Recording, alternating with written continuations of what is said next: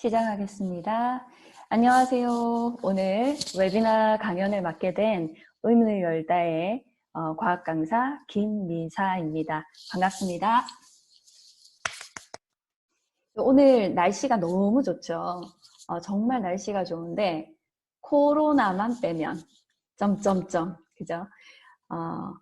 어머님들과 이렇게 이제 디지털 환경 속에서 또 인사드리게 된 거는 또 코로나를 꼭 미워할 필요는 없을 것 같습니다. 새롭게 이렇게 웨비나 환경에서 어머님들께 인사를 드리게 됐는데 오늘은 굵고 짧게 보고 또 보고라고 하는 아주 생소한 이 새로운 강연에 대한 설명을 좀 드리도록 하겠습니다. 보고 또 보고 어떤 생각이 드세요? 보다, 그죠? 관찰하다 이런 의미의 보고와 그 보고를 반드시 써야 된다. 보고서의 보고의 의미를 이렇게 맞추어서 저희 원장님께서 노정경 원장님께서 장명을 해주셨는데요.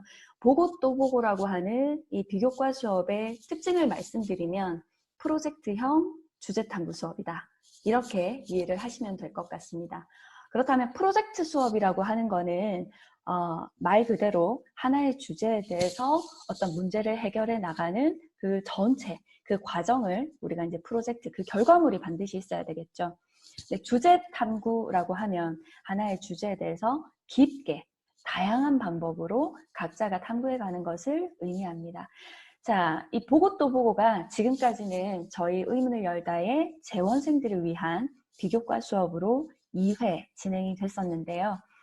2020년 4월부터 해서 모든 학생들에게 이 프로젝트형 주제탐구 수업을 들을 수 있는 기회를 오픈하게 되었습니다. 자, 그러면 보고 또 보고라는 수업이 어떤 수업인지 하나하나 풀어나가 보도록 하겠습니다.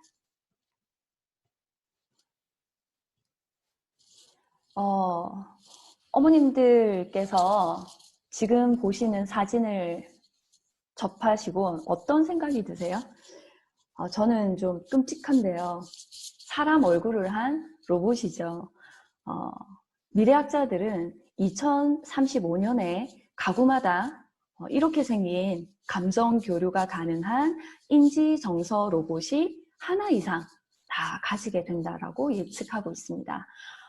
지금 사진은 인공지능 로봇이 나오는 SF 영화 엑스마키나의 한 장면인데요. 굉장히 매력적이죠. 인간보다 굉장히 지적 능력이 높은 인공지능입니다.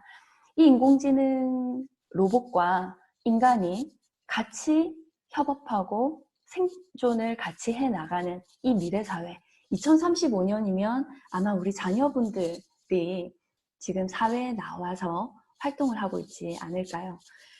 그 시기가 되었을 때 우리 아이들은 어떤 역량을 가져야 할까요?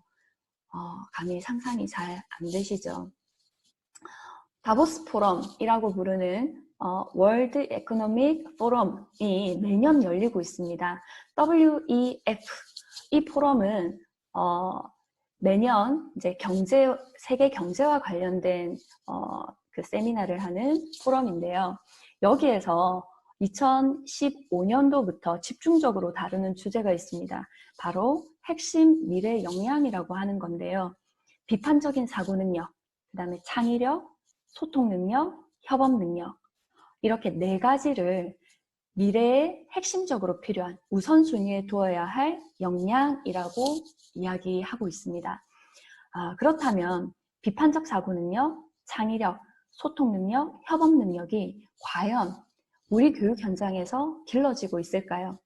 우리 아이들의 미래 역량이 어느 정도 되는지 부모님들은 알고 계시는지요?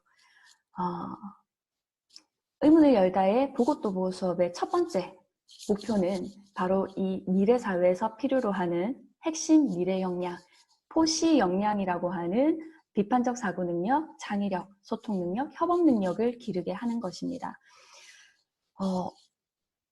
3월 31일이죠. 얼마 전에 우리 윤해 교육부 장관님께서 나오셔서 이런 이야기를 하신 적이 있습니다. 사실 이제 수능도 2주 미뤄지고 계약이 이제 연기가 되면서 많은 스트레스가 있을 것이지만 프로젝트 수업과 같은 온 오프라인 융합 학습을 통해 미래형 학습 모형 개발에도 우리가 기여할 수 있다는 가능성을 보았다. 코로나19 사태에 대해서 미래 교육의 방향을 모색하고 있다라고 하는 뼈 굵은 이야기였습니다. 사실 지금 교육 현장이 굉장히 물밑에서 빠르게 변화하고 있습니다. 지금 부모님과 어머님들과 제가 이렇게 웨비나라고 하는 웹 환경 속에서 공간의 제약을 넘어서 이렇게 소통할 수 있는 것도 바로 이런 예가 될 수 있을 건데요. 우리는 지금 알게 모르게 코로나 사태라고 하는 이 초유의 위험, 환란 속에서도 혁신을 하고 미래 사회에 우리가 어떻게 생존할 것인지에 대해서 인간의 한계를 넘어서는 도전을 계속하고 있습니다. 그렇다면 이게 미래 사회에만 필요한 역량일까요? 그렇지는 않습니다. 주제 선택 활동이라고 해서 2015년 개정 교육과정에 보면 중학생, 그 다음에 고등학생이 생활기록부에서 학교 생활에서 중요하게 활동하게 되는 영역을 주제 선택 활동이라고 정의하고 있습니다. 먼저 우리 교육이 기승전 대입이죠. 왜 공부를 하느냐, 왜 학원을 가느냐, 왜 학교 공부를 하고 시험을 치느냐, 대입을 위해서입니다. 그렇다면 성공적인 대입을 위해서 그 다음 내려가면 이제 수시를 잘 쳐야 되겠죠. 수시 정시가 있는데 수시 안에서 고등학생들이 쓰게 되는 이제 학생부가 있고요. 학생부 안에 여러 영역 중에서 세부 특기 사항이라던가 활동 영역. 물론 이 모든 활동은 보고서와 그다음에 발표의 기록으로 귀결이 됩니다. 이 모든 활동들이 주제 선택 활동 결과물로 귀결이 됩니다. 이것이 바로 우리 대입의 2015년 개정 과정의 과정평가에 다 고스란히 묻어 있다는 것입니다. 그렇다면 대입에만 필요한가요? 그렇지 않습니다. 우리 아이들 고입을 위한 중등 학생부 내용을 보면 중학교 1학년이 되시는 분들, 지금 초육 어머님들도 초육에서 중1 올라온 어머님들도 많으실 텐데 자유학기제가 시행이 되거나 자유학년제가 시행이 됩니다. 그러면 1년 동안 아이들은 시험을 치지 않아요. 그 기간 동안 무엇을 한다? 네, 꿈과 끼를 찾는 활동이라고 해서 주제 선택 활동과 두 번째, 적성 진로와 관련된 활동, 이 두 가지가 자유학기제에서 중점적으로 다루어지는 기록되는 활동들입니다. 또한 각 과목별 수행평가라던가 모든 활동들이 보고서와 또 발표로 다 귀결이 되죠. 지금은 우리 아이들이 보고서를 쓰고 탐구 활동을 하고 발표를 하는 것은 중학교부터는 생활화되어 있습니다. 이런 모든 기록들이 아이의 포트폴리오로 고입에, 대입에 직결되고 있습니다. 그렇다면 대입의 방향이 미래 사회에 필요로 하는 인재들을 양성하기 위한 목표로 바뀐다 그러면 그 안에 평가 양식이라던가 그다음 우리 아이들에게 가르쳐야 될 모든 내용들이 바뀌어야겠지요. 이것이 가능할까요? 가능하다고 저는 생각을 합니다. 그 답이 바로 프로젝트형 주제 탐구 수업인데요. 특징을 간단하게 말씀드리면 프로젝트라고 하면 융합형, 실생활 적용이 되는 주제를 다룬다는 게 첫 번째 특징입니다. 두 번째, 이건 교과서에 없는 문제죠. 구조화되어 있거나 답이 있는 문제가 아닙니다. 비구조화되어 있는 문제를 해결해 나가도록 독려한다는 겁니다. 그 다음 세 번째, 프로젝트 수업은 대개가 팀 활동으로 구성이 되어 있습니다. 우리 아이들이 미래 사회에 나와서 해결해야 되는 모든 문제들은 혼자서는 해결할 수 없는 문제이기 때문에 그렇습니다. 그렇다면 주제 탐구는 많이 들어보셨을 거예요. 프로젝트형 주제 탐구 이렇게 붙여서 이제 저희 수업의 특징을 말씀드리고 있는데 주제 탐구라고 하면 아마 초등학교 때 우리 아이들이 탐구 보고서, 관찰 일기부터 시작을 해서 탐구 보고서, 과학 일기, 과학 실험 일기, 그다음에 중학교 들어가게 되면 자유 탐구라고 하는 보고서 대회가 있습니다. 전람회, 그다음에 고등학생들이 참여하게 되는 소논문 대회까지 모든 결과물들이 보고서로 귀결되는 모든 활동들을 우리가 이제 주제 탐구 활동이라고 이야기를 하는데요. 예전에는 이 주제 탐구가 과학이라고 하는 한 과목에 국한이 되었었다면 지금은 굉장히 다양한 확장된 융합 주제로 확장되고 있습니다. 그렇다면 저희 수업은 이런 목표를 가지고 어떻게 수업이 진행이 되는지 간단히 말씀드리면, 먼저 주제 찾기, 탐구 설계, 탐구 활동을 하고 아이들이 보고서를 쓰고 PPT를 통해 발표를 하는 이 5가지 수업 흐름을, 플로우를 주차별로 진행을 한다라고 보시면 되겠습니다. 그래서 총 5주차 수업이고요. 첫째 주에 진행하게 되는 우리 주제 찾기 수업부터 하나하나 우리 아이들의 이제 사진들을 보면서 설명드리도록 하겠습니다.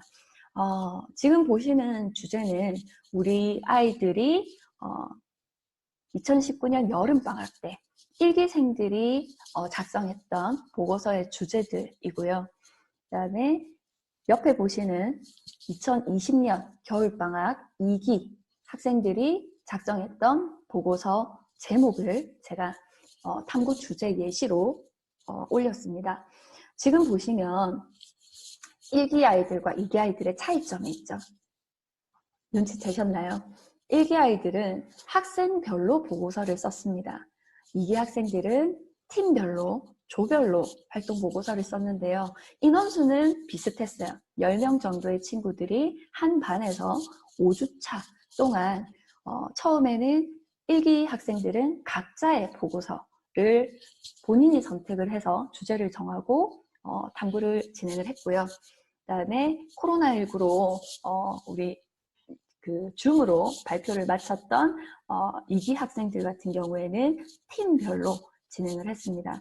그래서 최근에 지금 끝난 4개 조의 제목을 좀 보면 곰팡이 생장을 억제하는 식품을 탐색하고 그것을 응용해서 이제 우리 실생활의 문제들을 해결해 나가는 탐구 주제였고요. 2번째 조는 마케팅 전략으로 쓰이는 여러 심리학과 그 상술에 대해 합리적인 소비를 하려면 어떻게 해야 할까라는 주제로 마케팅과 심리학을 연결시켜서 우리의 소비 생활을 설명한 주제였습니다. C조는 지구온난화 원인과 우리가 실천해야 되는 것, 우리가 어떤 과제를 실천해야 되는지를 탐구를 했고요. D조는 빅뱅 우주론을 공부하다가 과연 아무것도 없는 한 점에서 지금의 우주가 탄생했다라는 것이 타당한가, 그 과학적 근거와 여러 우주관에 대한 연구를 진행했습니다. 말 그대로 팀별로 아이들이 몇 가지 주제 예시를 가지고, 풍부한 주제 예시를 가지고 거기서 내가 관심 있었던 거, 내가 과학 시간에 또는 생활을 하다가 일상생활에서 궁금해했던 주제를 가지고 아이들이 탐구를 진행을 했고요. A조, B조, C조, D조 조 이름이 굉장히 특이합니다. 얘네들이 라임을 맞춰서 A조의 이름은 곰팡이와 관련된 주제로 수업을 했는데요. 깨끗하죠. 조명이 깨끗하죠였습니다. 그 다음 B조는 생각하죠. 전혀 과학과 관련 없는 주제를 아이들이 설문조사와 그 다음에 백화점 탐방을 통해서 실제로 이런 심리학 이론들이 우리 생활에 어느 정도 일치하는지 그 부분들을 이제 재조명해보는 탐구 활동이었고요. C조 이름은 눈치채셨나요? 따뜻하죠입니다. 매년 지구 평균 온도가 자꾸 올라가는 것 같다. 실제로 지구온난화가 우리 생활에 얼마나 영향을 미치고 있는지, 그렇다면 우리가 실천해야 하는 우리 일상생활 속에서의 우리의 과제는 무엇인지, 교과서에 나오는 텍스트로만 된 이론을 배우는 거 하고 아이들이 실제로 지구온난화가 우리 부산의 온도가 작년보다 평균 온도가 얼마나 올라갔지? 이 추이를 보면서 실제로 이 지구온난화를 체감하고 이것을 우리가 방지하기 위해서 원인을 분석하고 우리의 실천 과제를 탐색해보는 주제였습니다. D조는 다 조라임으로 이제 끝나는 조 이름이었는데요. 눈치채셨어요? 네, 터졌죠. 네, 빅뱅 우주론을 공부하면서 통합과학의 사실은 첫 1장 내용이 빅뱅 우주론에 대한 이야기가 나와요. 선생님, 그런데 저는 믿을 수가 없어요. 어떻게 한정에서 갑자기 아무것도 없다가 폭발을 하나요? 이 아이들의 탐구는 쌍생성, 쌍소멸부터 시작을 해서 우주 불균형, 그 다음에 다중우주론까지 평행우주론까지 펼쳐나가게 됩니다. 아이들이 이 기간 동안 책을 굉장히 많이 읽었고요.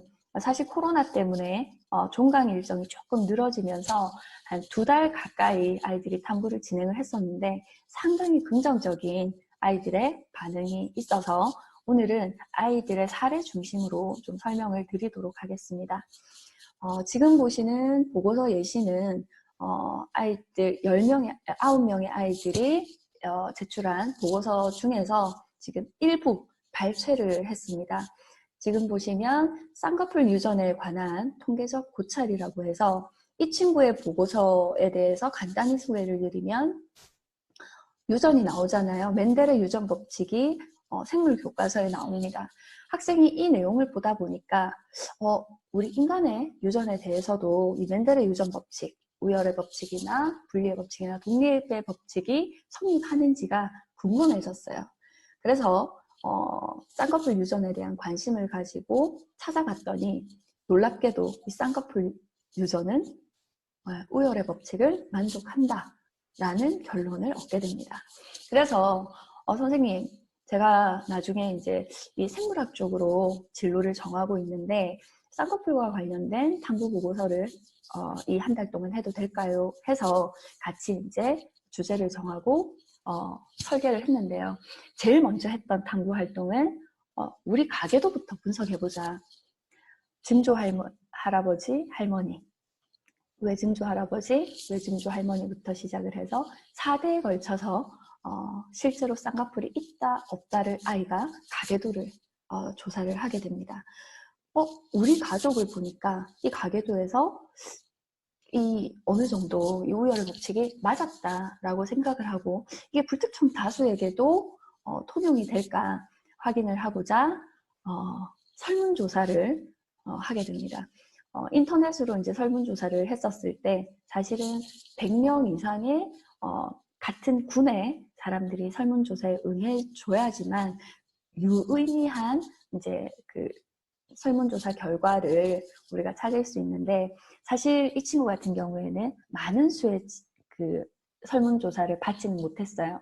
한 40여 건 설문조사를 통해서 아이가 분석을 하게 됩니다. 그런데 이 결과를 분석을 해보니까 실제로 쌍꺼풀이 있는 것이 우성이라면 나올 수 없는 비율이 나온 거예요.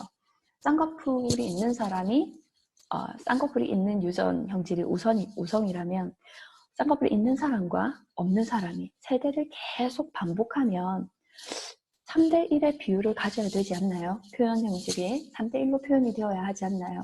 그런데 결과는 본인의 가설과 정반대로 나온 거예요. 도대체 이것이 왜 그럴까? 그 과정을 분석하고 탐구를 하면서 인간의 유전에서 우열의 법칙으로 설명하지 못하는 부분이 있다라는 것, 그 다음에 우열의 법칙에서 나오는 이 숫자가 개체 수를 의미하는 것이 아니라 확률을 의미한다는 것, 이 부분에 대한 학문이 유전의 통계학이라고 따로 있다라는 것을 아이가 알게 됩니다. 그리고 그 부분에 대한 공부를 좀 더 열심히 해보겠다라는 결론을 가지게 됩니다. 이런 과정들을 통해서 아이들이 단순히 우열의 법칙이 뭐다, 분리의 법칙이 뭐다, 독립의 법칙이 뭐다, 멘델의 유전 법칙을 외우는 공부가 아니라 스스로 찾아보고 조사하고 왜 그런지 분석하고 이 모든 과정을 아이 스스로 할 수 있도록 지원해주는 수업이 보고 또 보고의 수업이라고 보시면 되겠습니다.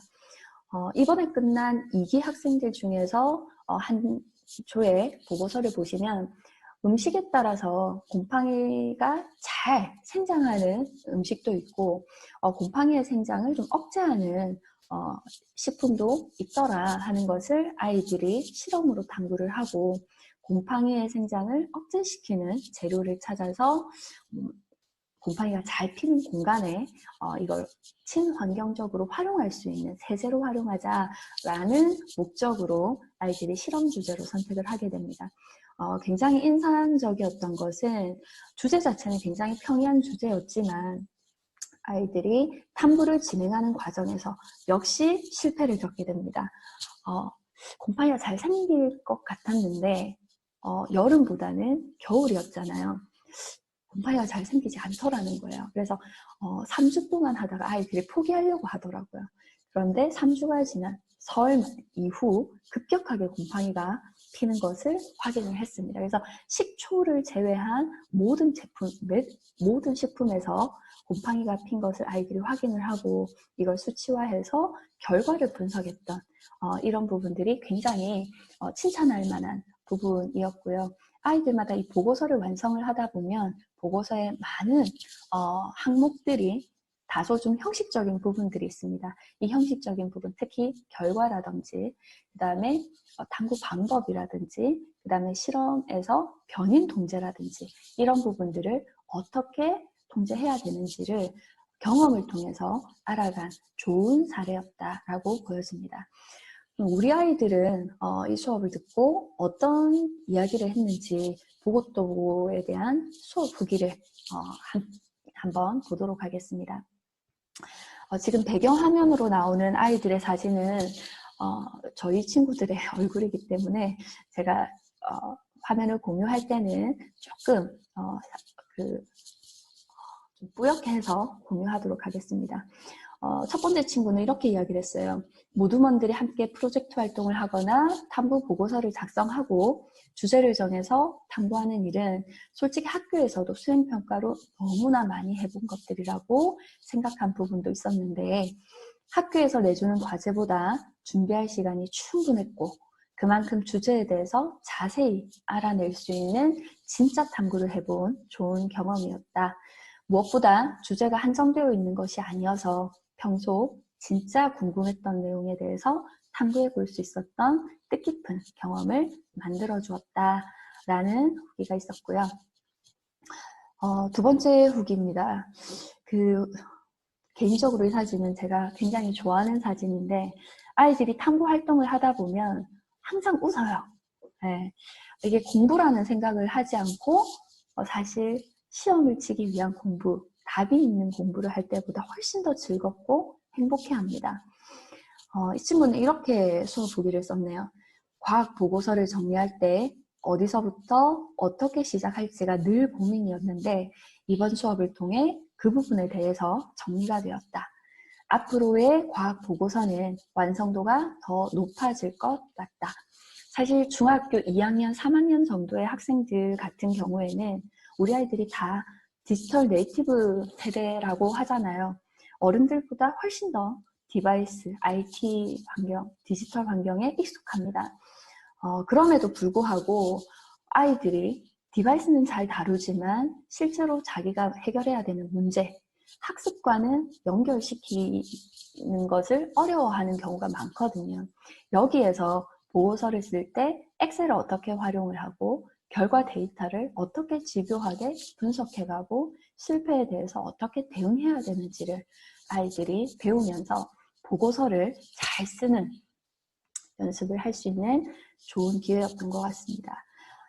그리고 두 번째 제가 이제 자가평가라고 해서 내가 우리 팀에 어떤 기여를 했는지 그 다음에 나의 성장 포인트를 이제 아이들이 적을 수 있도록 했습니다. 그랬더니 나의 기여와 성장 후기라는 제목으로 무기명으로 이제 한 친구가 이렇게 대답을 해줬어요. 한 주제에 대해 이렇게 오래 고민해 본 적은 이번이 처음인 것 같다. 사실 이 팀은 그 빅뱅 이론을 탐구했던 이제 친구였거든요.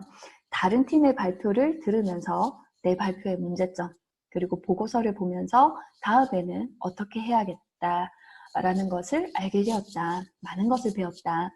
학교에서 하는 것보다 퀄리티가 높아서 항상 내가 뒤처지는 것 같았는데 다른 학생들이 나보다 더 뛰어나서 그만큼 배우는 것도 더 큰 것 같다. 우리 학원 학생들과 함께 성장하고 또 협동심도 많이 길러지는 것 같다. 학교에서 실전을 하기 전에 이런 경험들을 많이 해보니 정말 좋은 것 같다. 이렇게 도움됐던 부분, 본인이 어떤 기여를 했는지, 본인이 어떤 성장을 했는지를 적어주었습니다. 그리고 이제 마지막으로는 팀원들 서로에게, 같은 팀원이면 보통 2명에서 3명 정도거든요. 서로가 하나의 주제를 깊이 있게 탐구 활동을 협업해서 하는 동안 팀원들의 성장한 과정들을 이제 분석을 한 거예요. 이제 한 친구는 이렇게 이야기했습니다. 특정 친구는 저번에 나비 효과 발표할 때 말을 더듬는 것이 좀 있었는데 이번에는 그런 것이 하나도 없어 발표 준비를 정말 열심히 했구나라는 생각이 들었다. 하나도 떨지 않고 떠는 기색 하나 없이 침착하게 발표를 해주어 편안하게 들을 수 있었다. 또 다른 이제 팀원 성장 후기로는 특정 친구를 지명을 해서 이 친구는 항상 문제가 생기거나 내가 뭘 해야 할지 모르겠을 때 의견을 제시해줬다. 그리고 원래 맡은 PPT가 아니라 대본을 완성해 주었고 백화점 현장 조사도 다녀와 주었다. 리더인데 카리스마가 없는 나 대신에 또 다른 팀원이 핑계를 대고 일을 미룰 때 혼내주기도 했다. 짧은 후기였지만 아이들이 이 후기를 적으면서 이 2달 남짓한 탐구 활동을 진행하는 동안 얼마나 다른 친구들에 대한 이해 능력, 협업 능력, 의사소통 능력, 그다음 비판적 사고 능력, 창의성 이런 부분들이 얼마나 증가하고 있는지를 좀 볼 수 있었습니다. 자, 그렇다면 지금까지 했던 이 모든 수업들은 평가가 되나요? 평가가 될 수 있을까요?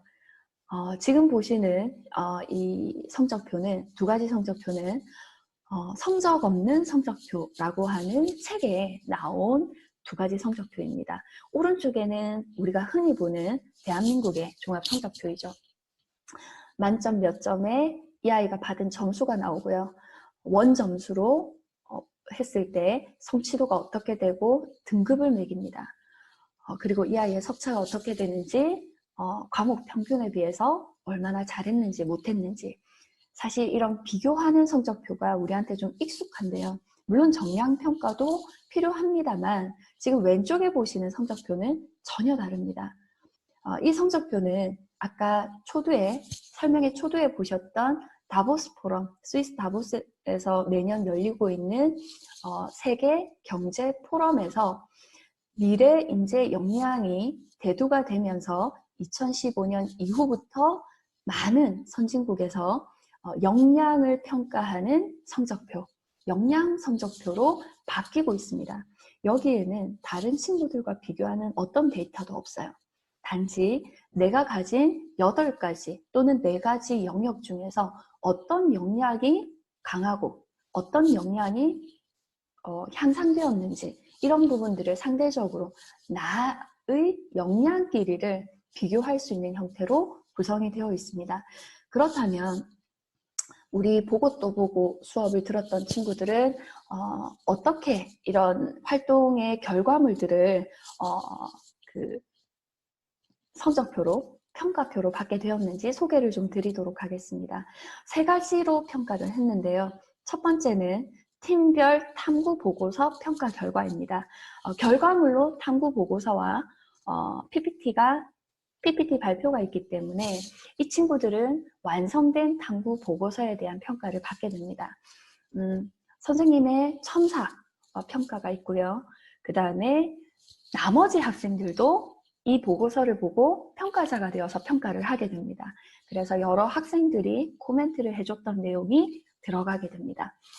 선생님 평가 위쪽에 있는 내용과 학생들이 코멘트한 내용이 상당히 날카롭고 분석적이라는 것을 알 수가 있습니다. 보고서를 주제에 맞는 실험이고 우수한 보고서이고 발표 자료까지 매우 우수하다. 아이들이 쓴 글이라서 맞춤법 안 맞더라도 최대한 그 느낌을 살리기 위해서 그대로 컨트롤 C, 컨트롤 V 해서 제가 학생 코멘트는 넣어서 개인별 레포트로 보냈고요. 그렇다면 학생들은 보고 또 보고 보고서에 대한 평가를 어떻게 하느냐. 예를 들면 대범주라고 해서 평가 요소가 7가지가 있습니다. 이 대범주에서 주제 및 동기는 어떻게, 탐구 문제에 대해서는 어떤 점수를 받았는지 배점에 대한 점수 기준이 나와 있어요. 예를 들면 제시된 주제와 동기에 탐구의 목적과 내용이 명확하게 나타나 있다. 그러면 명확성 점수에 5점을 주는 겁니다. 이렇게 아이들 한 명 한 명 한 명이 4개의 보고서에 대한 평가자가 되어서 평가를 하게 됩니다. 그래서 선생님의 평가와 가중치를 좀 다르게 해서 총 취합한 다음에 그 평가 결과를 아이들에게 그 팀의 보고서 평가 결과로 각 영역별 점수 배점을 가지고 퍼센티지로 그래프로 보여드리게 됩니다. 그래서 A조 같은 경우에는 다른 조의 평균에 비해서 우리가 잘했던 것, 탐구 결과와 보고서 정리 부분은 월등하게 좀 잘한 것이 눈에 보이고요. 그 대신 결론이 좀 미약했다라는 것을 보고서 평가 결과를 보고 한눈에 보완해야 될 점을 알 수 있게 됩니다. 그래서 4주차에 제출되었던 이 보고서 내용은 선생님의 평가 첨삭과 그 다음에 평가 결과에 의해서 또는 학생들의 코멘트를 참고해서 학생들이 다시 활용할 수 있도록 코멘트를 했습니다. 그리고 두 번째 레포트 내용은 팀별 발표에 대한 평가 결과입니다. 이 역시도 팀별로 발표가 나가게 되는데 학생 한 명 한 명의 발표가 있을 때마다 청중에 대한 평가가 들어갑니다. 예를 들면 땡땡땡 학생의 발표는 청중들의 코멘트를 그대로 넣은 거예요. 대본을 체계적으로 잘 썼고 발성과 목소리 톤, 열정이 돋보였다. 저번 나비 효과 때보다 훨씬 발표 실력이 느는 것이 보였다. 준비성이 좋았다. 생각이 또렷하게 전달된 것 같다. 이 모든 것들이 이 학생의 발표를 들은 우리 나머지 친구들이 코멘트를 해줬던 내용이고요.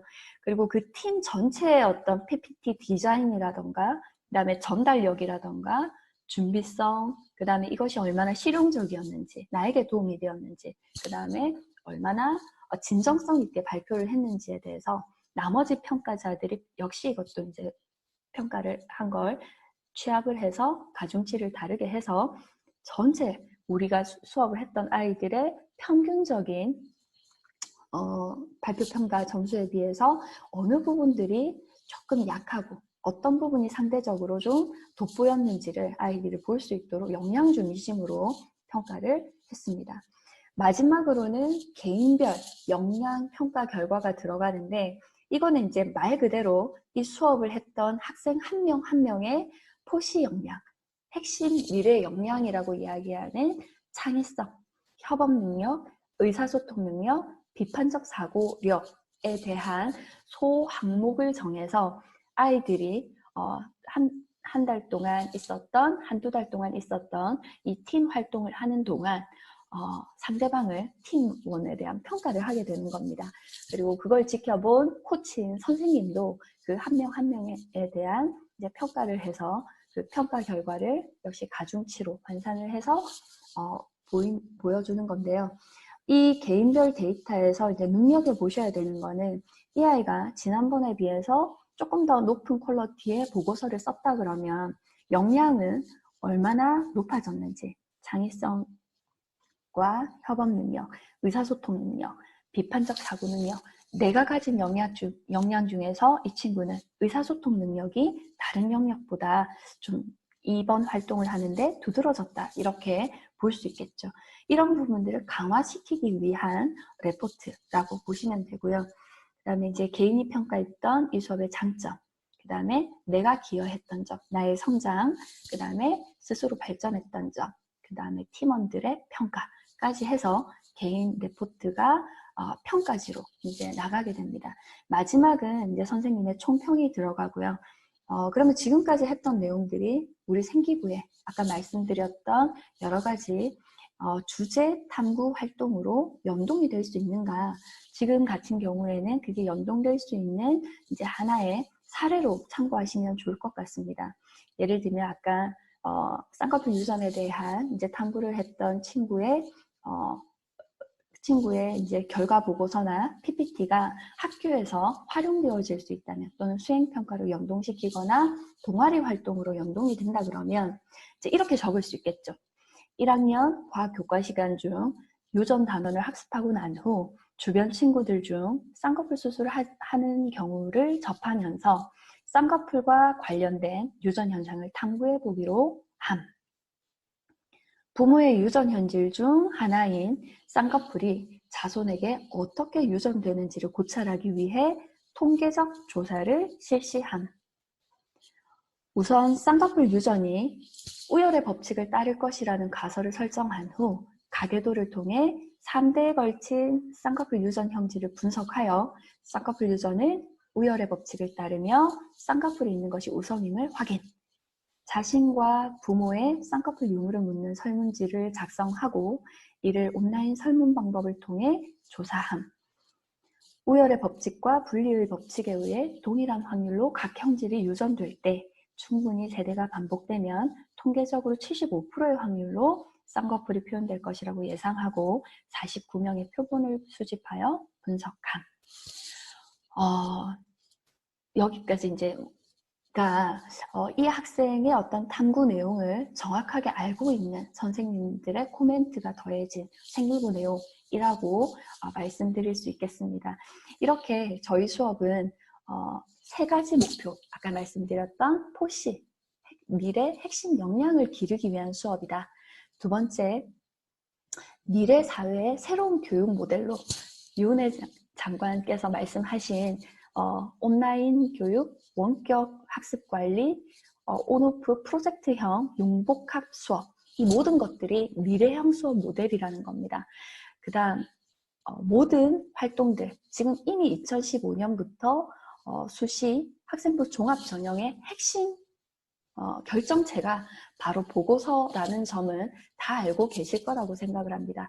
그게 어떤 대회의 명칭이 아니라 지금까지 했던 소논문 대회, 전람회, 자유탐구, 그 다음에 관찰일기, 이 모든 것들이 사실은 내가 하나의 주제에 대해서 탐구를 하고 완결된 하나의 주제로 결과물을 완성할 수 있는지를 보는 역량이라고 생각을 하고요. 이것이 자꾸 반복이 되면서 어떻게 확장되고 깊이가 깊어지는지, 그리고 나의 진로에게 어떤 연관성을 가지는지가 아예 미래 역량을, 학교에서 시험 문제로 평가할 수 없는 그 미래 역량을 평가할 수 있는 것이라고 생각을 합니다.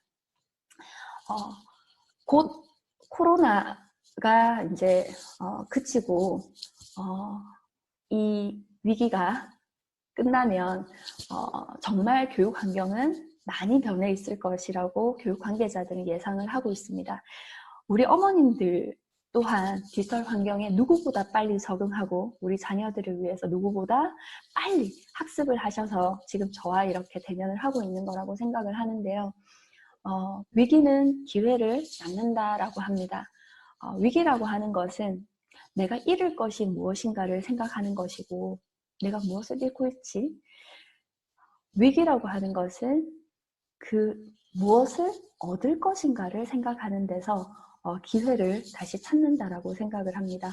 그래서 보고 또 보고라고 하는 수업을 통해서 지금 코로나 사태에서 오히려 전화위 도구로 위기를 기회로 우리 아이의 미래 역량을 즐겁고 행복한 수업으로 경험해 보시기를 추천드립니다. 제가 준비했던 강연은 여기서 마치고요. 오늘 강의에서 다 설명되지 못한 내용은 아래쪽 전화번호 010-7122-3548 수업을 직접 진행하는 저의 전화번호이니까 카톡이든 문자든 전화든 언제든지 편하게 무엇이든 문의를 하시면 제가 시간이 되는 대로 하겠습니다. 자, 그러면 오늘 강연을 여기서 마치고요. 경청해 주신 학부모님들께 감사의 인사를 드립니다. 감사합니다.